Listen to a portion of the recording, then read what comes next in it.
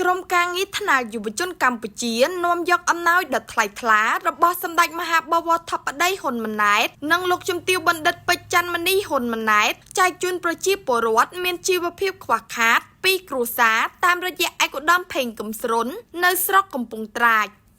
កំពង់ឆ្នាំងនាព្រឹកថ្ងៃទី9ខែសីហាឆ្នាំ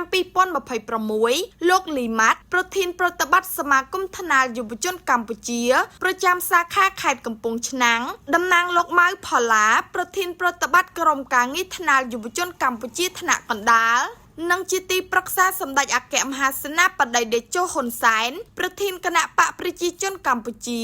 រួមជាមួយឯកឧត្តមផេងកឹមស្រុនឯកឧត្តមរិនរាវីឯកឧត្តមទូនសុខុននិងក្រុមការងារបានសហការជាមួយអាជ្ញាធរមូលដ្ឋាននាំយកអំណោយទៅប្រគល់ជូនប្រជាពលរដ្ឋដែលមានជីវភាពខ្វះខាតនិងចាស់ជរាគ្មានទីពឹងចំនួន2គ្រួសារដែលទទួលបានអំណោយរួមមានគ្រួសារទី1លោកជាវណ្ណាមេឃុំអូរឫស្សីដែលកំពុងមានជំងឺនិងសម្រាប់ព្យាបាលនៅផ្ទះគ្រួសារទី2លោកមួនសាវីអាយុ60ឆ្នាំមានជីវភាពខ្វះខាតពិធីនេះមានការចូលរួមពីលោកស៊ូសុថេងទីប្រឹក្សាសាខាខេត្តកំពង់ឆ្នាំងលោកសេតសាអនុប្រធានសាខាខេត្តលោកស្រីស៊ូលីម៉ាអនុប្រធានសាខាខេត្តព្រមទាំងថ្នាក់ដឹកនាំសមាជិកសមាជិកានិងក្រុមការងារជាច្រើនរូបទៀតជាមួយគ្នានេះរដ្ឋបាលឃុំអូរឫស្សីក៏បានចូលរួមដោយមានលោកស៊ូសំអូនប្រធានស្ដីទីមេឃុំអូរឫស្សីលោកវរៈសនីត្រីពិលឌីនីប៉ុស្តិ៍នគរបាលរដ្ឋបាលឃុំអូរឫស្សីព្រមទាំងមន្ត្រីនគរបាលប៉ុស្តិ៍ជាច្រើនរូបអំណោយដែលបានប្រគល់ជូនគ្រួសារនីមួយៗរួមមានអង្ករមីទឹកត្រីទឹកស៊ីអ៊ីវប៊ីចេងអំបិលស្ករសនិងថវិកាមួយចំនួនដើម្បីចូលរួមសម្រាលការលំបាកនិងជួយដល់ការរស់នៅប្រចាំថ្ងៃរបស់ប្រជាពលរដ្ឋក្នុងឱកាសនោះលោកលីម៉ាត់តាមរយៈលោកម៉ៅផល្លាបានពំនាំការផ្ដាំផ្ញើ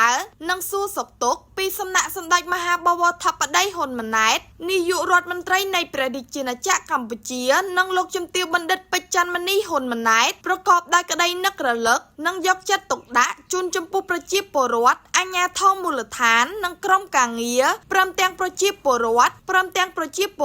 ដែលបានមកទទួលអំណោយ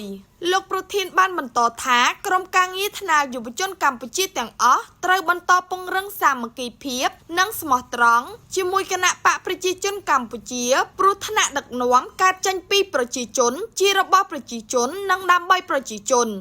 លោកក៏បានបញ្ជាក់ពីការបដិញ្ញាចិត្តរបស់ក្រុមការងារថ្នាក់យុវជនកម្ពុជា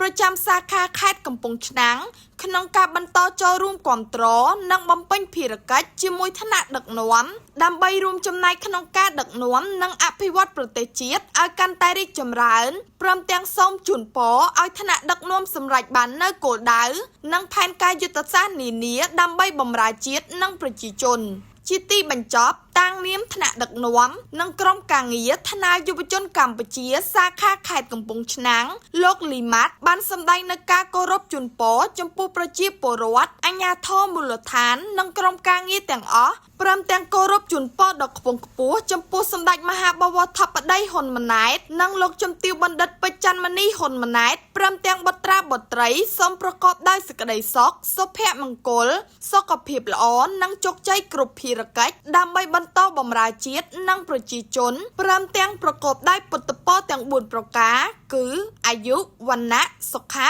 ពលៈកុំបីឃ្លៀងឃ្លាតឡើយ